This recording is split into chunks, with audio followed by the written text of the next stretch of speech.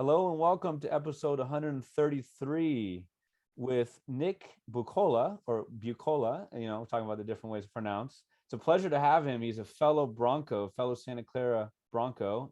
And here's a little bit about him. He's a writer, lecturer, and teacher who specializes in the area of American political thought. He is the author of our main topic for today, The Fire is Upon Us, James Baldwin, William F. Buckley Jr., and the Debate Over Race in America.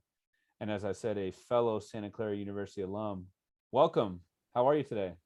I'm great, Pete. Thanks for having me. I'm excited to have this conversation. Oh man, it's great to talk to you. And we were talking about the whiteboard in the back is pretty awesome. Look at that beautiful mind type of stuff going on, right? Thank you. Absolutely. How about them apples, right? That's right. Yeah. Even if I'm not working, it looks like I'm working. Exactly. Awesome. Again, thanks so much for joining me today. It's an honor to have you on. The bio is fairly short, but we'll fill in some of those gaps.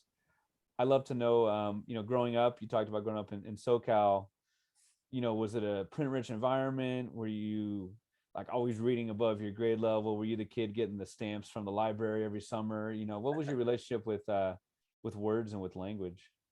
Yeah, thanks for that question, Pete. I've been thinking a lot about this over the last couple of years. I was not necessarily that bookish as a kid. I mean, I sort of loved, I did love stories. And I loved, I was really into action figures. My brother was into robots and things like that. And I really liked humans. I like to create stories with humans. So there's something there and I was definitely surrounded by books. I mean, I look back now and I've been thanking my mom a lot because my mom is she's definitely quite literary. And I think she really wanted my brother and I to be, and she would remind us occasionally of hey, this summer you should, try to set a goal for the number of books you read and that sort of thing.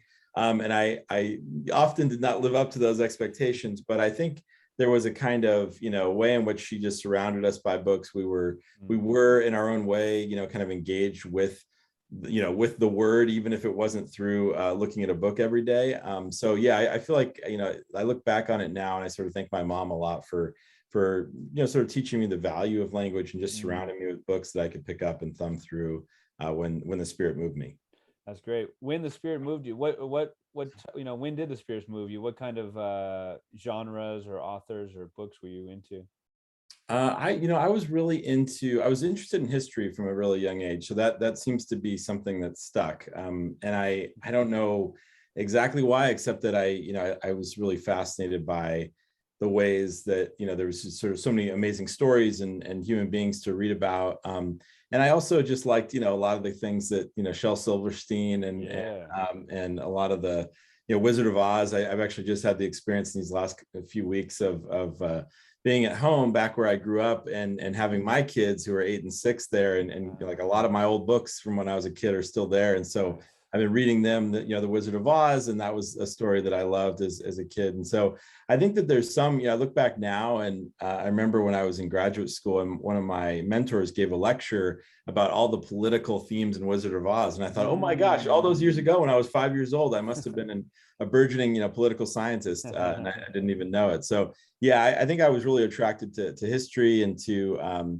just stories that sort of invited, us to think about who we are and who we might yet become. Yes, I at times I'll teach in my English classes, high school English, I'll teach green eggs and ham as allegory.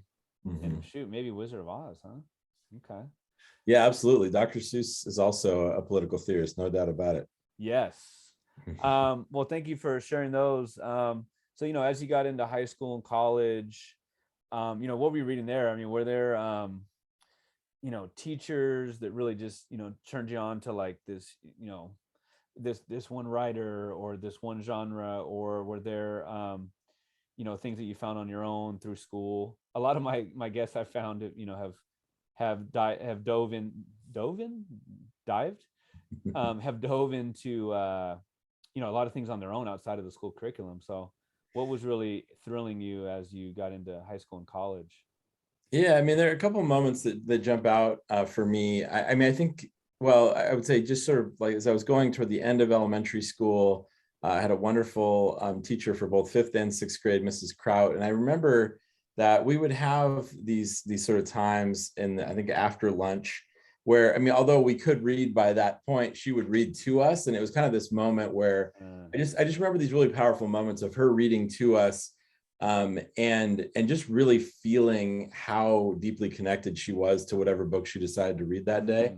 And so that sort of like weight of like what a book can mean to someone, I think really, sunk in, and just sort of, it's an indelible memory for me. And then in junior high, I had a couple teachers. Miss Crawford was one, who's my civics teacher, who was very politically engaged, kind of politically pugnacious, would sort of like to push our buttons a little bit to get us going to think about politics, even as, as 7th and 8th graders. And then I also remember kind of another indelible memory is coming in one day, and this is again due to my mom's influence. And I wanted to do a book report. We had a book report that was sort of, we got to choose our own book. And I didn't want to choose anything on the teacher's list. And I brought in Catcher in the Rye, and I was in 7th grade. And I remember the teacher, who was very diplomatic about it, Miss Severin was her name. She said, is this, I want to make sure this is okay with your parents, because this does deal with some themes that might be, might be sort of outside of your, your sort of the right age range. And my mom said, oh yeah, that's fine. I'm glad he wants to read a book. I'm glad he chose it. So yeah, I mean, those are some things that sort of jump out to me. But yeah, definitely in those years though, I mean, elementary school, middle school, and then into high school. High school, I was just really, history was my thing. I mean, insofar, I was kind of always an uneven student. I tended to do really well in things I loved and not well in things I didn't. And so I had some great history teachers, Mr. McDermott, Mr. Ballard, Miss LaSalle, who really had a passion for history, and literature as well. I mean, literature a little bit less so, but history was always kind of my thing. When did you realize, I mean, was there one Eureka moment or moments, or was it more of a gradual thing where it's like, I can write, I want to write, people get a rise or enjoyment out of what I write? Was there a moment or moments like that? Yeah, there were a couple that pop into mind. I actually remember, I'm name dropping all these teachers. Hopefully they'll listen. Yes. Miss Welch, Mrs. Welch was another teacher I had in 3rd grade. And I remember that was a moment in 3rd grade when there was sort of like this moment of authorship that sort of emerged. I mean, probably that had happened in 2nd grade, but there was this moment in 3rd grade when Mrs. Welch, had us writing our own stories. And I just remember, writing a story about, I remember a hot air balloon was central to the plot. And just being so excited about like sort of creating my own. It's something I'd already been doing with my toys over the years, is creating stories, as so many kids do. But actually being able to write it down and do that was a powerful moment for me. And and then I think it just kind of developed from there. I mean, opportunities that I got to write, like any other kid, there were a lot of, I often want to just go play. I didn't want to sit down and write, but there was a kind of way in which I can sort of remember moments that was something that appealed to me as a powerful way to communicate. Wow. Very cool. Yes. Yeah. Shout out to all those teachers who helped shape you and shaped us, man. Yeah, absolutely. I mean, one thing I'll mention, Pete, is one thing that was really cool I got to do was when I got my PhD in 2007. We invited a couple of my most influential, elementary school teachers. They got to come, and I should make sure it's a good reminder for me to make sure that I send copies of my books to some of those teachers. Yeah, so important. That's as good as it gets, right there. That's cool. How about then some of your early writing? I mean, did you get right into publishing? Did you kind of do the whole I'm gonna go, I don't know, live on a boat for 2 years and get life experience and on the road, Jack Kerouac? Or how did you get into writing? Was it more like life experience, or was it something that you did pretty much right off the bat? Yeah, I mean, nothing that romantic or dramatic for me. I mean, I was sort of, I tell people all the time that I'm definitely a late bloomer. I like I said before, I had things that I was, relatively good at, in school growing up, but I was always this uneven student. And when I got to college at Santa Clara, that unevenness continued. I had some classes that I just loved, and I had sort of ethics class, my first quarter that I loved and did really well in, and then I had classes like biology that I really struggled in.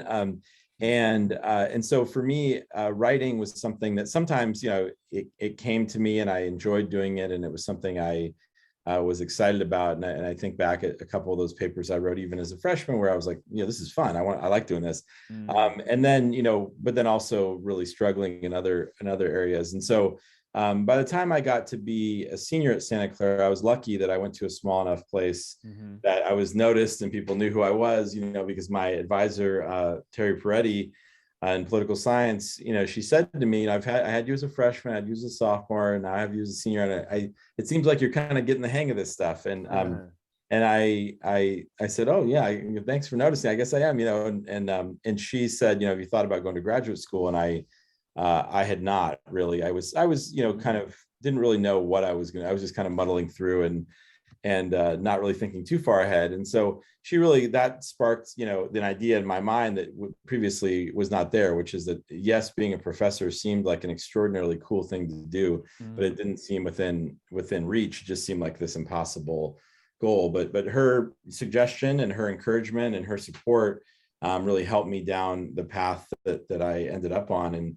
And so, yeah, that was kind of crucial. And then in terms of writing from there, it was, once I got into graduate school at the University of Southern California, I would say most of my writing development at that point was by necessity, just sort of having to write for graduate school, and then taking some of the things that I wrote that I thought were good enough in graduate school and trying to get them out in the world to get published in journals and all that, to the end of trying to get a university job. And then it just kind of went from there, and did a lot of writing that was, I would say a lot of painful writing. Academic writing can be very painful. But now I've kind of found a groove, with this last book that's much more like I really love the kind of writing I'm doing now, and I can't imagine my life without it. And it's kind of it's sort of become a central part of who I am. Oh man. Well, if you can't see me on the video right now, am I doing the USC fight signal correctly? I think so. Yeah, okay. I think so. Okay. Yeah, as a graduate student, it's one of those things. As a graduate student, you don't get to go to, you can go to a football game, but you usually got 1,000 pages to read that weekend. So exactly.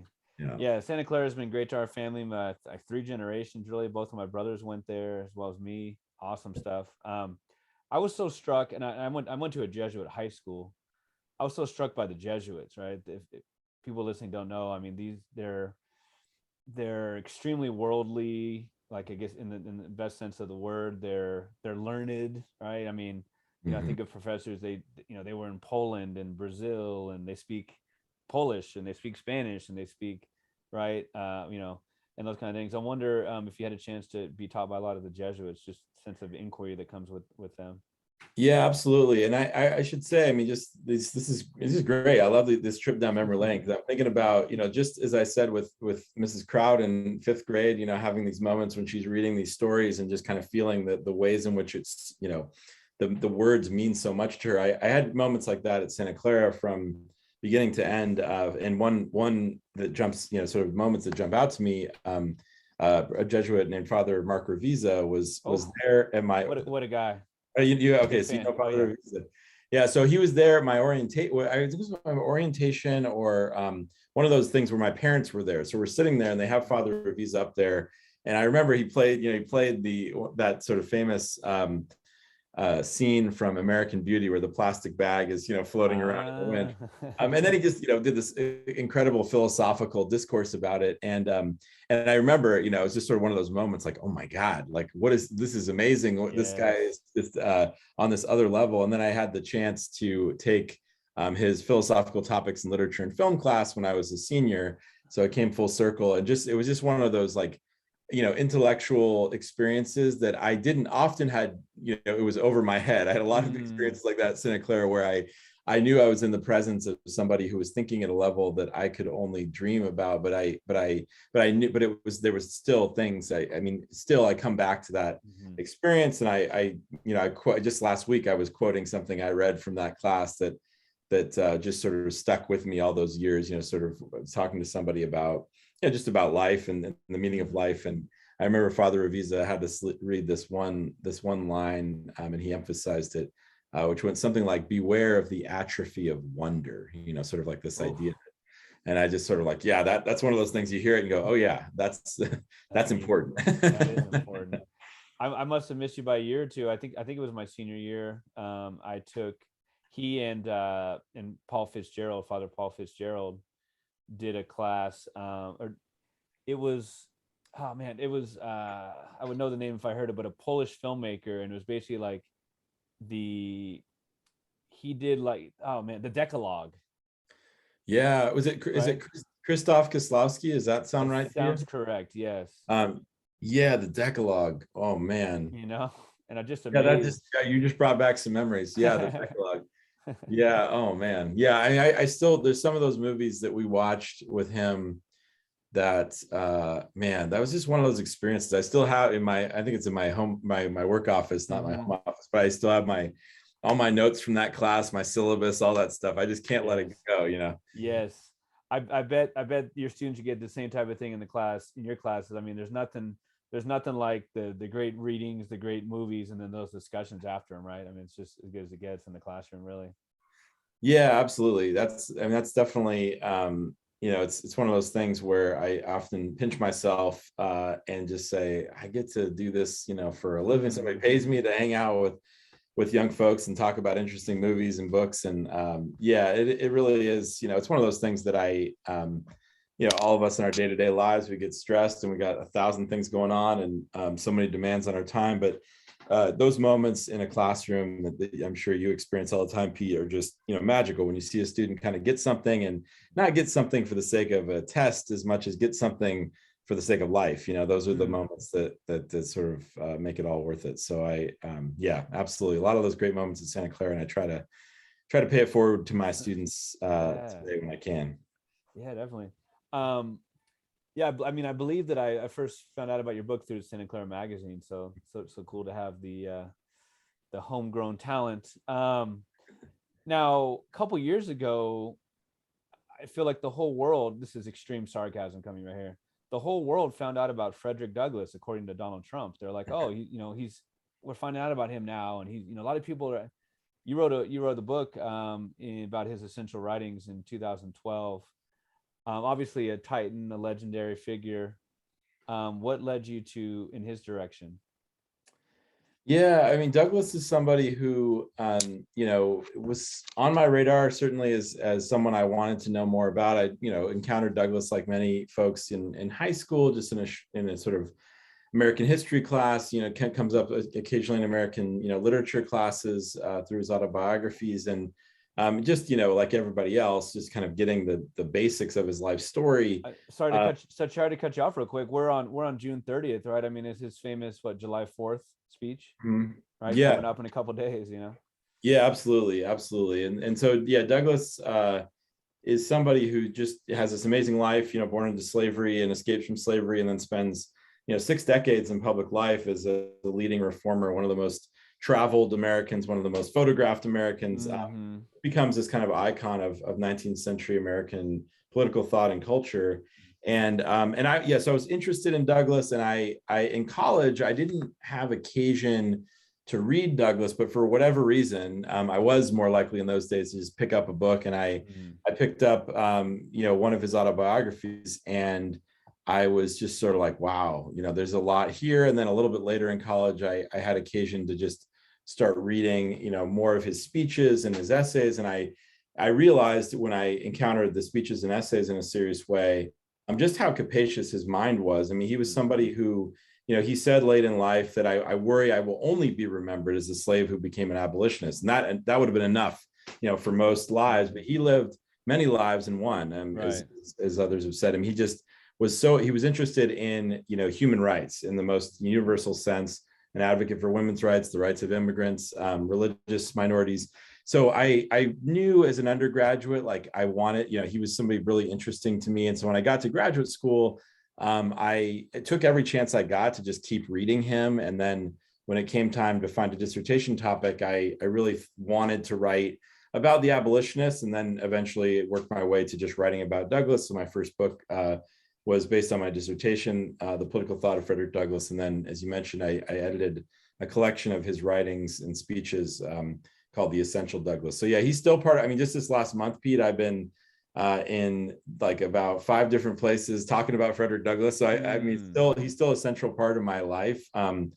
Including, you know, I had an opportunity to talk Douglass with a group of high school and middle school teachers in Wichita, Kansas about a month ago. Oh, wow. Really cool. So yeah, I mean, I just think Douglass is one of those figures that is, I never tire of thinking about him, thinking with him. He's just a really compelling, important figure in American history. And yeah, he's, is, you know, I won't say he's still doing amazing things. He did many amazing things. Yeah. And he's definitely worth studying and thinking about for sure. I know he wasn't the one to coin the phrase, but, you know, like Kareem Abdul-Jabbar talks about, like, on the shoulders of giants. And, you know, as we go forward in the years, of course, you know, James Baldwin, and, you know, that's The Fire Upon Us right here. Again, with the full title being The Fire is Upon Us, James Baldwin, William F. Buckley Jr., and the Debate Over Race in America. What were some of the seeds for the book? Now, I'm sorry, is this 2017 or 2019? The book came out in 2019. Yeah. What were some of the seeds for that book? You know, that book happened, you know, in many ways by accident. I mean, I'm definitely one of these people that, you know, I wish I could say I had these like grand plans and I executed them, but I'm more like, you know, like most folks, it's kind of muddle through and get lucky. And so I sort of like had read a little bit of Baldwin as an undergraduate at Santa Clara. I think I recall reading one of Baldwin's short stories in like one of my like sort of core composition classes. And, you know, he'd come up, you know, over the years, of course, but I hadn't really studied him in a serious way. And I now sort of look back with like, you know, regret and shame at how long I lived without a serious engagement with James Baldwin. But I was invited to contribute to write an essay about Baldwin. And that happened just kind of by accident. A scholar by the name of Susan McWilliams-Barnt invited me to write an essay about him. I confessed to her that, you know, she wasn't inviting the right person. I didn't know much about Baldwin, but she gave me a long timeline where basically I had a year to read Baldwin and then a year to write about him. So I said, I think I can do that. And thank goodness I did. I mean, it was just one of those things where once I got going in a real way, I was completely transfixed. I mean, I can't, you know, it's just, I'm sort of always thinking ever since, you know, I really got to know Baldwin, I've been thinking about him a lot, you know, every day for sure. And many times a day. And so Baldwin, you know, once I was going down that road of writing about him, I came across the BBC recording of this debate he had in 1965 with William F. Buckley Jr. And so, you know, for folks who don't know that much about one or both the figures, Baldwin at the time, Baldwin debates Buckley. Baldwin is, you know, Malcolm X called him the poet of the Civil Rights Revolution. So in 1965, when they had this debate, Baldwin's really the leading literary figure associated with the civil rights movement. He was a civil rights activist in his own right, but he was primarily an artist. He was a figure, an essayist, and a speaker, and a playwright, and all these other things. And Buckley was, in his own way, the kind of poet of his revolution, the conservative revolution or counter-revolution. Buckley had been, you know, devoted his professional life to really, you know, being a kind of founding father of the American conservative movement. And so, yeah, when I came across this debate that we'll talk more about, this video recording of the debate, February 1965, I was like completely transfixed. It was just this amazing, dramatic moment of these two human beings who had such radically different life experiences and who had, you know, sort of by the time they met, they're both about 40 years old when they meet, they'd become kind of embodiments of movements. And they're on this international stage at the world's oldest debating society, debating race and the American dream. And so the kind of drama of that moment just pulled me in and has had a hold of me ever since. And so that was the kind of start of, like, I wrote an essay about it. And as I wrote the essay, I kept thinking, there's a book in here, and it's been almost 50 years since the debate. I kept thinking to myself, how has nobody written this book? And so then all of a sudden that question became a statement, like, I'm going to be the one who writes this book. And then I kind of wrote the book in a mad fury, in the fear that somebody else would write it before I did. So that was those are kind of the seeds of the book. Yeah, we watch in my English class. We do the American Dream unit, and I mean, I don't know, it's probably like a 12-minute clip, but it's James Baldwin on the Dick Cavett show with, Yeah, is it Paul Weiss? yeah, Paul Weiss, yeah. And I mean, my students, I mean, it's like cartoonish, like, I mean, jaws on the floor. I mean, Baldwin as a speaker, I mean, just wow, just Yeah, impressive to say the least. That's an understatement. yeah, I mean, I think that's true, and I mean, I have the same experience, Pete, with my students. They, they'll sort of see him. They'll, even if they read him for class, and if those who don't go down the YouTube rabbit hole and watch him, they come into class and I'll play a clip, and they're sort of, yeah, they're sort of mesmerized by Baldwin, and I'm not surprised. I mean, he had a truly unique and remarkable way of being in the world, and so I think some of it goes back to he was a young minister, child preacher. And he says, I remained, I left the church at 17, but remained forever a preacher. So he had this way with words, this way of delivering his message that was kind of like an Old Testament prophet, as he says, as he said at the night he debated Buckley, he kind of remained in that kind of prophetic role throughout his life. Yes, definitely. I might have missed it, but there's in the epilogue, it's like, whoa, there's an I in there. There's a first person singular I. You did an incredible job with, I mean, obviously as a historian, like the objectivity. I mean, what is subjectivity? What is objectivity? How do you, I mean, is it possible? That's a whole philosophical debate, but it's like, it seems really hard to empathize or sympathize with Buckley, but obviously much more so with James Baldwin. But at the same time, you don't give either of them short shrift. I mean, it's almost a one chapter, or half a chapter. It's very equal in that way, equal time, if you will.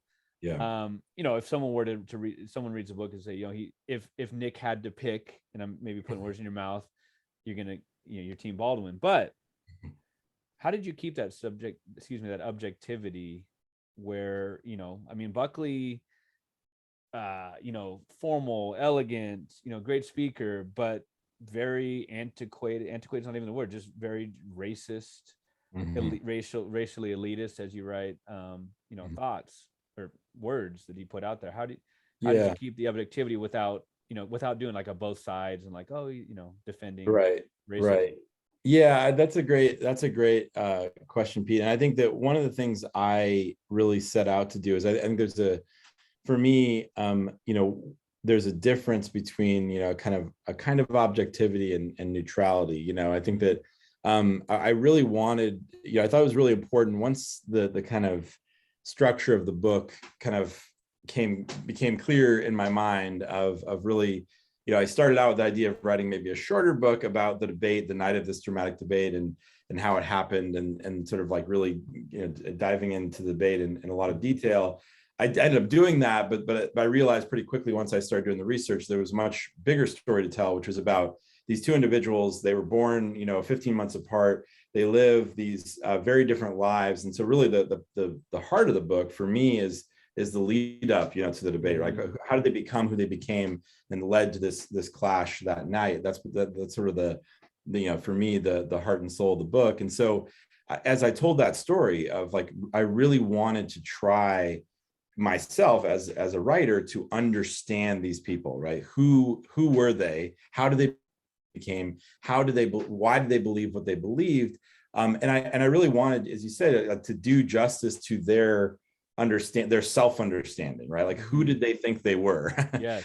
And how can I communicate that to the reader? And so with Buckley, especially, as you said, I mean, like, I didn't have doubts going in really about who I thought was right, but what I had to do is really try to get inside of Buckley's head, to try to understand what he was thinking, and try to give the reader a sense of how he understood what he was doing. Now, and part that to me was in terms of the objectivity and my obligations as a scholar, as a kind of historian, that to me was really, really important. I wanted to be fair to him. I wanted to allow him to speak for himself. But at the same time, I mean, essentially what I say, if somebody criticizes me for being biased in the book, I say, well, I will go that far in terms of my obligations to objectivity, but I also say that I do, as a scholar, also have room and feel a responsibility to make judgments, and so I try, in the book to lay out exactly how I understand what Buckley's doing, the context in which he's doing it. But also kind of Baldwin provides a lens, through which to view Buckley. I use Baldwin's lens to view Buckley. I use Buckley's lens to view Baldwin. And then in that space between them, I think that's where the story of Baldwin v. Buckley is important in its own right. But that story is of course just a symbol of so much more about the country, right? And so I want to give the reader the opportunity to really think in slow motion with these two people and get to know them. But that, I hope that causes people to reflect then on I hope calls not just people, but all of us, me included, causes all of us to reflect on ourselves and how we sort of situate ourselves in this drama that is American history. And so that's kind of what I take to be my project in the book. I think for the most part, people even who don't agree with my political conclusions about things think I was pretty fair to Buckley. But I know that if I didn't have any critics, then I'd probably be doing something wrong. And so I certainly welcome the criticism. And I sort of, one of the things I lament is that the book, I would like to have more engagements with people who disagree with me. But I haven't had as many of those as I'd hoped, not because I've declined the invitations. I've sort of waited for them. So if you're out there and you want to talk to me, I'm here. Whoa. Okay. How about 2025? We make it the 60-year anniversary and you debate, like a William Buckley, like a disciple of his. Absolutely. I'm up for it. What was the word? Is it like a Baldwinization or Jamesization, which is where he goes from something very personal and then he makes it more general? What was the term? Yeah, that's a term from Sharifa Rhodes Pitts, a contemporary writer, uses the idea of the Jimmy. She calls it so like Jimmy. Yes, thank you. Like a signature, like if like basketball players have their signature move. Sharifa Rhodes Pitts says that Baldwin's signature move as a writer is this ability to go from the very particular details of something in his life or a particular thing he's looking at in the world as a journalist or whatever, to these big universal questions. And yeah, I mean, that's something that, is not a literary technique that's unique to Baldwin, but he did it so beautifully and so smoothly, powerfully. Smoothly. Yeah. I mean, it's one of those things when, and I think I learned a lot about writing, but just spending all this time with Baldwin, because he, as far as I'm concerned, is just one of the most brilliant writers who's ever, walked the earth. And so I learned a lot from him. Definitely. Darn it. Now you got me thinking of, I don't know if you know that Seinfeld reference, Jimmy. Jimmy was the guy who spoke in third person about himself. Oh, right. Yeah. I need to catch up on my Seinfeld. So you kind of, with the book, you kind of do the opposite, like you were talking about, where, the context, the background of their lives is hugely important. And I want to say maybe like 5 or 6 of the 8 chapters are lead up to 1965 Cambridge, England, where the context and the bigger view are necessary to know why, the debate was so dynamic. And then in the epilogue, which is obviously the last chapter, you kind of, I guess it's still broad. So, very, from a craft point of view, very successfully done on your part. The book starts with the prologue, which is February 1965, like you talked about. There's a huge buzz in Cambridge for this intellectual standoff. It's not a soccer match. It's not a boxing match. It's, it's a battle of wits. You set up Buckley and Baldwin as opposites. I mean, physically, all kinds of ways. And you write about how Baldwin really did admire his mother as like, this comes up later, just where, Buckley accuses Baldwin of being anti-Christ, not even anti-Christian, but like anti-Jesus Christ. When Baldwin says, no, like, I have great love, let's say, for my mom and her true religiosity in the best sense, said, Jesus, the same thing. He has so many great quotes about Christianity not living up to its promises, right? Right. While Buckley, so the mother connection, right? He really respected his mother's true, faith, which he lost if he ever had it, but he respected it. While Buckley is set up as, really loving his mother, really directly or consciously or subconsciously, really taking in her views of racial like stratification, like as Mhm. in this is just the way it is. Very, very maternal, Mhm. right? Very like, oh, we oh, but they're so nice, they're so sweet. We're here to take care of them, kind of thing, right? Mhm. Bald, Yeah. go ahead. Oh no, yeah, yeah, absolutely, absolutely. Um, yeah, no, I think that that's exactly right. I mean, I think that yeah, a lot of things going on there. But I mean, I think one thing I'll just say before I get to the substance of the debate is the point about craft that you made that I know you have students, and people who are interested in writing listen to your podcast. And I am definitely one of those people who's very shy about giving writing advice, for over the years until I wrote this book where I feel like I learned a lot about writing. And so one thing I'll say about the nice things you said about the style of the book is that I mean, one commandment that I now live by that I encourage other writers to at least consider is that allow your materials to tell you how the story ought to be told, and so I had to, I'm trained as a political theorist, and so I had to, and there's value in, I love political theory. I'm still a political theorist. I'll be a political theorist, as long as I'm alive. But there's ways in which I had to unlearn all the ways I learned to write as a political theorist, to write Okay. this book the way I did. And so, and then in the materials, again, it wasn't like I had this, heavenly revelation one day where I said, oh, this is how this book needs to be structured and how the story needs to be told. The materials were telling me, like, this is what, like, as you said, I start the book in this, very cinematic way because it's a very cinematic moment. And that's the excitement that drew me in. And I wanted the reader. And then from there, the kind of weave of these two lives, set against the backdrop of the rise of these two movements. That was the research was telling me, like, hey, that's what this is. Like, you're talking about these two people, but it's in this larger context. And it really only, like, the kind of ratcheting up of the, pressure, right? As you start out the reader in that space and they sense the drama of it. And then they got to wait, as you said, 250 pages before they're back in that space. So, so yeah. And so that's kind of my little soapbox moment on craft. But yeah, then the substance, as you say, I mean, once the reader does get back to that debate, they know, right? They have a good sense they have a good sense of what to expect in terms of these two people. But then they're able to, kind of engage the debate in a different way because they kind of know the backstory of these two people. I mean, I've had people ask me, should I watch the debate before or after I read the book? And I'm always say, like, both, and, like, just keep, you watch the debate, watch it again, watch it again, listen to it, whatever. And so, yeah, I mean, there's so much going on in the debate itself. The debate, the speeches are remarkable in their own way. But I think that, thinking about them in this larger context, again, as you said, just thinking about them in this historical moment when we're at the high tide of the civil rights movement across the ocean, the Selma campaign's going on.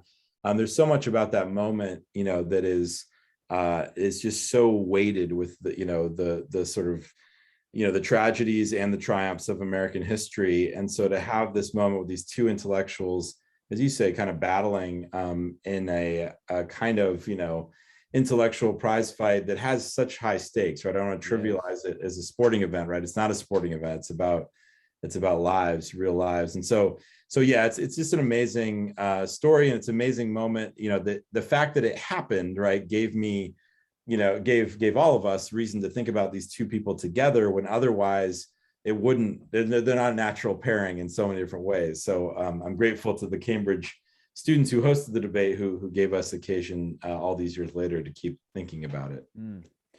And so, the fathers of the two, Buckley's was arch conservative. He had really an individualist strain, very much about what I don't know, with small government and individualists, are those synonymous? Not necessarily, maybe, but Yeah, I think for them, it's small government, at least in certain areas. It's definitely part of it. Yes, for sure. And and Baldwin's stepfather, which is mainly who he grew up with, was humiliating. He was humiliating to many people, including his stepson.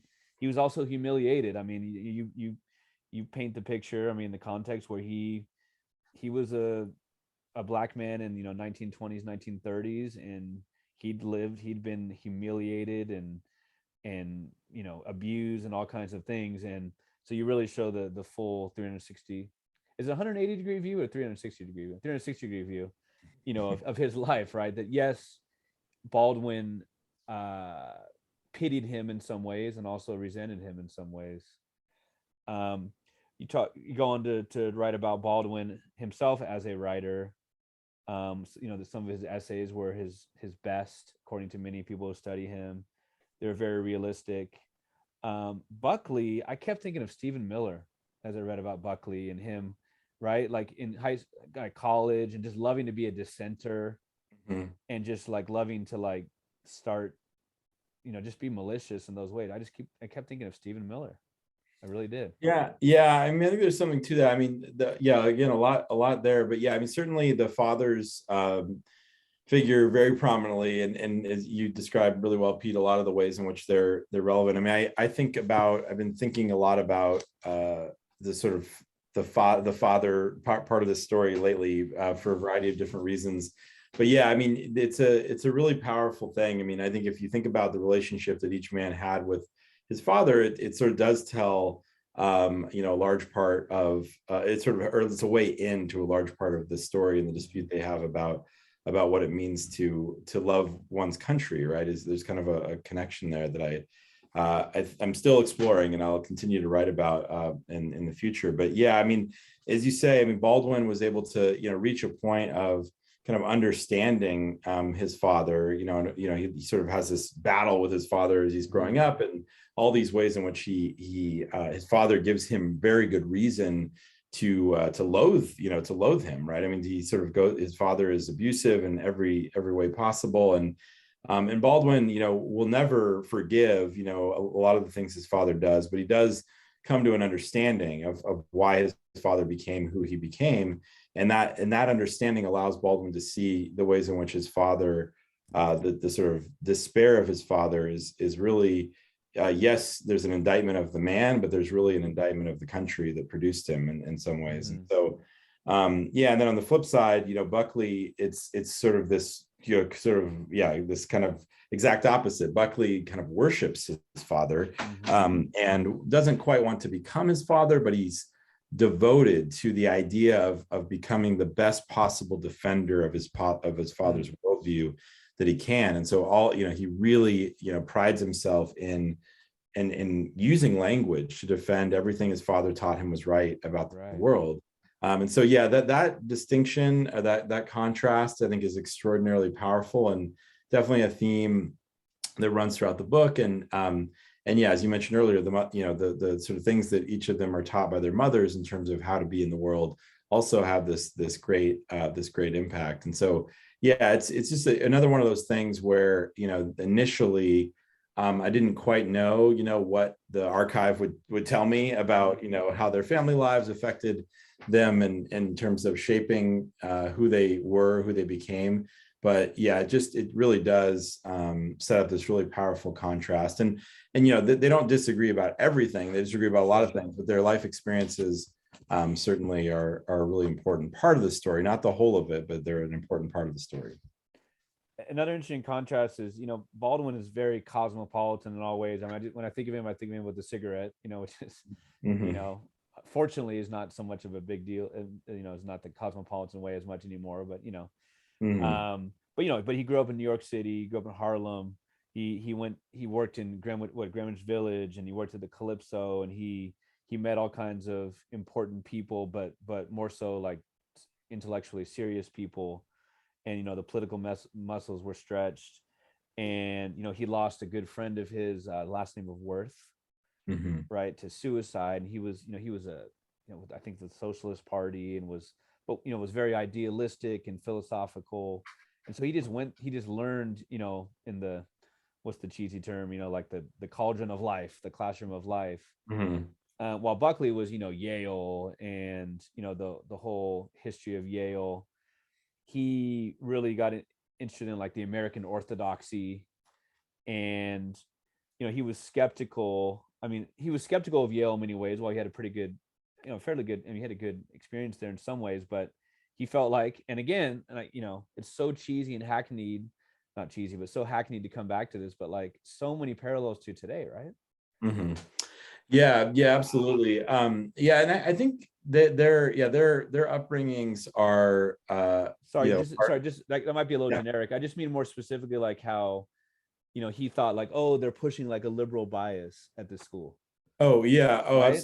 absolutely. Yeah, absolutely. And I think that, is the sort of part of the book you just described is these two guys are, kind of like coming into their own intellectually in their own ways and kind of getting into the world. I mean, there's a lot about their experiences that, pretty quickly, they both are, demonstrate this facility with language. They both want to use language to understand the world, to change the world. But I mean, there's definitely a lot of connections to today. I mean, when Buckley gets to Yale, as you point out, he arrives at Yale and essentially says his expectation is that the things that he had been taught growing up, the political and religious ideas he'd been taught growing up, would be reinforced there. And he says that, he found a little bit of that, but mostly professors who were hostile to Christianity and just the professors and expectation of like teaching a Christian, like a Christian base to American greatness, right? I mean, I always point out in the book that Buckley wasn't against universities indoctrinating students. He just wanted to make sure they were indoctrinated with the right ideas. And so I mean, Buckley is very much, one of the ideas that he is taught by his parents, and it's reinforced by one of his mentors at Yale, this guy named Wilmore Kendall, is that in order for a society to function well, there needs to be a kind of orthodoxy of sorts that holds it together. And so I mean, Buckley, he's not going to defend outright theocracy or something, but I mean, it is a kind of, he does have a particular worldview in which certainly culturally he wants particular ideas to be promoted and reinforced, and he thinks that's essential. And again, this is in a Cold War context, so a lot of this has to do with Buckley's sense of how to win the Cold War and how to defeat communism. But I mean, that's essential to his worldview. So I mean, he really does have this sense of the role of a teacher. I mean, just in terms of whatever level we're teaching at, he does think that teacher's role is to not just introduce students to one particular set of ideas. He doesn't go that far, but he does say that he thinks that the role of the teacher is to introduce ideas, point out which ideas are right, and deflate those which are wrong. And so his sense of what's right and wrong, though, is pretty narrow, and he has a particular kind of way of, I mean, he makes it very clear in his first book, God and Man at Yale, in which he just writes book length indictment of that institution for its failures. He makes it pretty clear that his sense of what is off, what needs to be deflated is very broad, and his sense of what needs to be defended is pretty narrow. And so that's a central, that's not a one-off for Buckley. That was essential to his worldview. His next book is defending Joe McCarthy and the latest Red Scare at the time. So he's very much committed to the idea in education and culture and politics. There needs to be an orthodoxy that's defended by the responsible leaders of the society and the teachers and so on. So that's essential to his worldview. Whereas Baldwin, as you mentioned, Baldwin is at that same time, right, is sort of getting his own kind of higher education in cafes and in Greenwich Village in Paris, where he's really interested in arguing about ideas. He's very interested in challenging authority, and so he has this very strongly different point of view. I mean, one thing just to sort of bring that idea to a close, I mean, one thing I love about this, it draws a really nice contrast between the two again, is Baldwin in those early years is asked by one of his early publishers, he does this like kind of author questionnaire where they're trying to like kind of get to know him because he's an unknown writer at the time. And one of the great questions that on the questionnaire that I now use as an icebreaker on the first day of class is the questionnaire asks, what sorts of people annoy you most? And Baldwin's answer is, he says, the doctrinaire, those who are never troubled by doubt, and so Baldwin has this kind of way of being in the world from a very early age, where he has a kind of like, he's a Socratic like character, he likes to ask questions, he likes to challenge people, and he's certainly not somebody who wants to be indoctrinated into any particular worldview. Definitely. And he's not above criticizing people who you would think would be on his side, quote unquote, or he should be on their side. I mean, even Richard Wright, who was really a benefactor in many ways to James Baldwin, even though you could argue maybe he didn't even need it, but critiquing some of Richard Wright's work. One of the things that you write about that James Baldwin was so annoyed by was just sentimentality, right? And like an Uncle Tom's Cabin, which obviously has all kinds of holes and have been talked about for many years, but just oversimplification, obviously stereotype, but like the sentimentality is an enemy to him. As you talk about the Cold War, the hearings with I was going to say George Wallace, McCarthy, excuse me, right?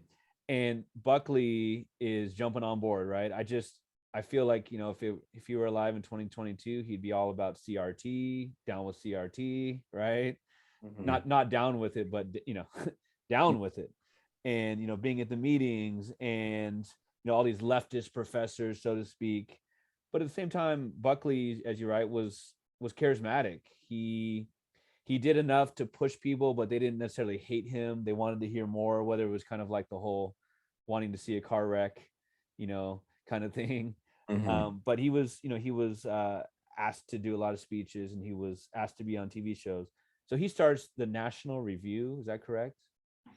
That is correct. Yeah. 1955, first issue, November 1955.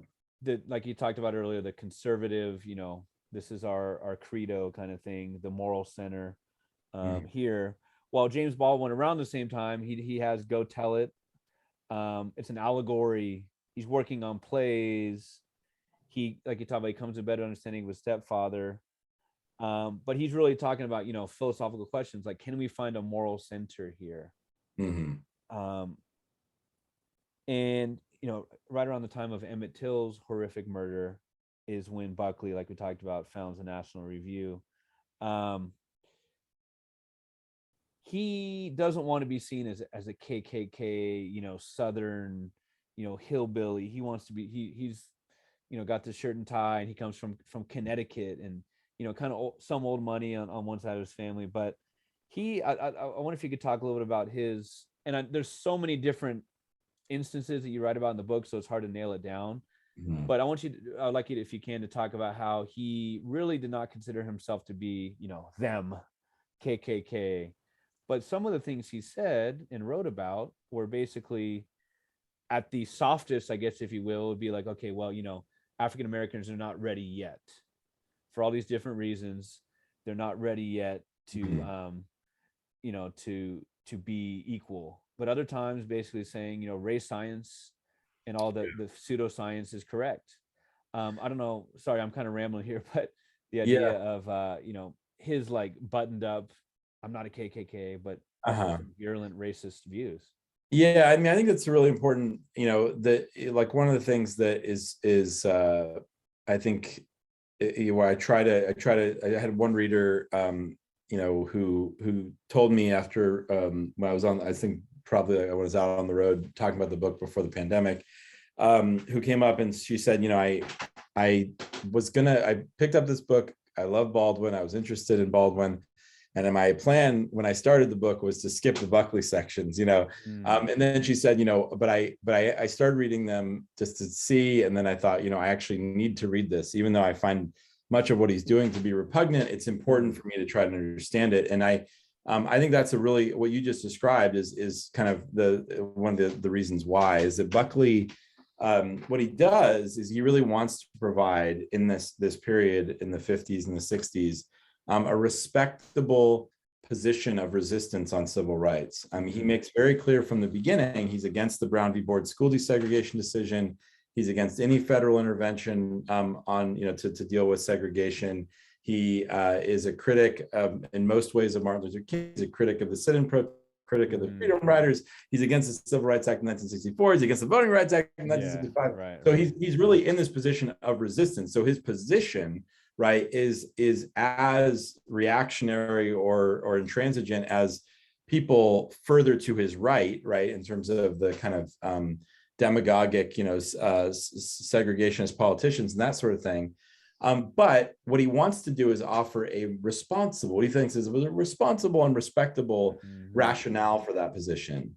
And so, as you point out, he has all these different ways he defends that position. And as we talked about earlier, what I try to do in the book is really give him a chance to speak for himself. Okay, what is it? Why is it that you're coming to these conclusions, or how are you justifying these conclusions? And the reader can judge whether or not these justifications or rationalizations are actually sincere. But that's really, I think it's really important because, again, just to pick up on another theme of your question, this is nothing new, right? If people read, I have like 20 pages or so, in a row where I'm really trying to develop a sort of solid understanding of how Buckley and his crew are justifying their resistance to, to the civil rights movement. If the rationales that they use, if we were to flip on cable news right now, certain channels, we would be finding the exact same rationales yet again.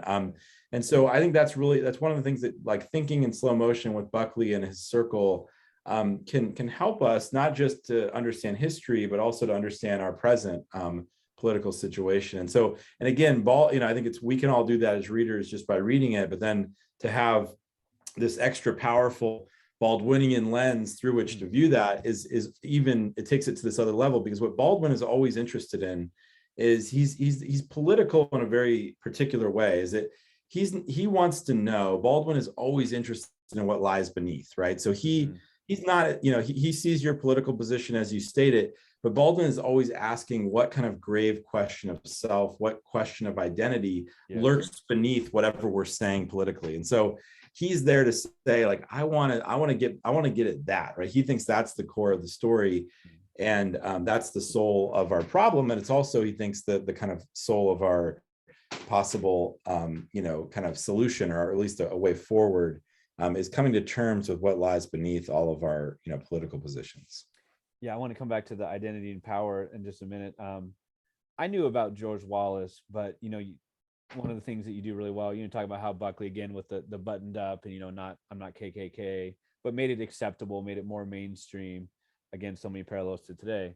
And where George Wallace, you wrote about how he was fairly liberal, for those times, race, but then got, went totally off the deep end. He got 96% of the vote. Right. 96%. Yeah, it's important, for listeners running as a segregationist. So essentially in those days, right, and maybe in these days in the opposite way, it was a one-party state. It wasn't really there was, I guess, there was probably a opposition party, but it was pretty meaningless. Yeah, but Wallace was somebody who his biographers indicate that he, there was a time early in his career, where he did have not what we would consider to be liberal views on race, but he wasn't as bad as some of the other people out there. But he essentially loses an election, and that, part of the aftermath of that, as I understand it, is that he essentially decides, I need to pivot strongly in the direction of segregation and racism in order to have success in Alabama. And he was right in terms of the success that would lead to. And of course, one of the things Buckley tries to do is to position himself as a more reasonable, way of thinking about these things than somebody like George Wallace. So Buckley's good at criticizing Wallace in all sorts of ways, but at the end of the day, they end up very close to each other on the questions at issue, and they really, and Buckley also, has moments of great, like, not quite admiration for Wallace, but a recognition that Wallace is onto something that the Republican Party needs to pick up on. Part of it is, Buckley basically writes a piece in '64 called The White Backlash, where he says Wallace is picking up on the fact that there are a lot of people who might have been, somewhat sympathetic to civil rights at some point, but there's going to be a backlash against it, and Republicans need to figure out how to channel that energy. So if Buckley is about presenting a more, what's the word? I don't know, just a cleansed version of racism. Baldwin is really boiling it down to identity and fear. And the fear that he talks about comes from, holding a mirror up to white America and, to racism, and just talking about how it's based on fear and fear and fear. And of course, how, the country, he argues in the speech, the speech itself, like the debate, America is built on plunder and racism and rape.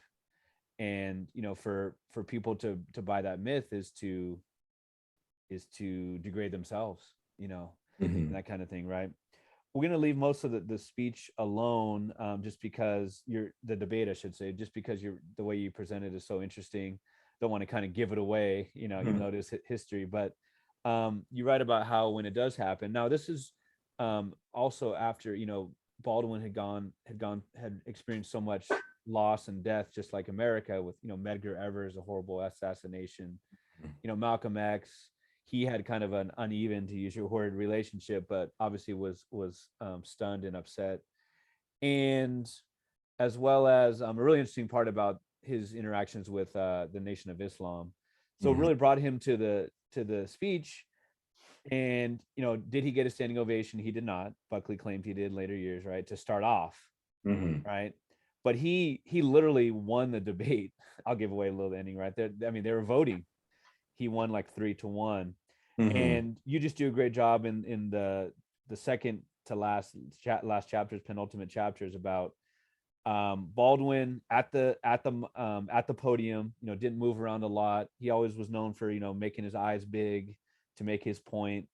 He really talked about upsetting myths of Americana.